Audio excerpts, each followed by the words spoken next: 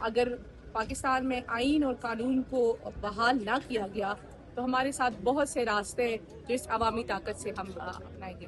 کیا راستے آپ کے پاس؟ دیکھیے ابھی یہ تو جلوہ ہے، آگے دیکھیں کیا ہوتا ہے. اپوزیشن لیڈر کے حوالے سے کہا جا رہا ہے کہ نواز شریف کی کال کے اوپر جا کے آپ لوگوں کو بڑا ریلیف دیا گیا ہے.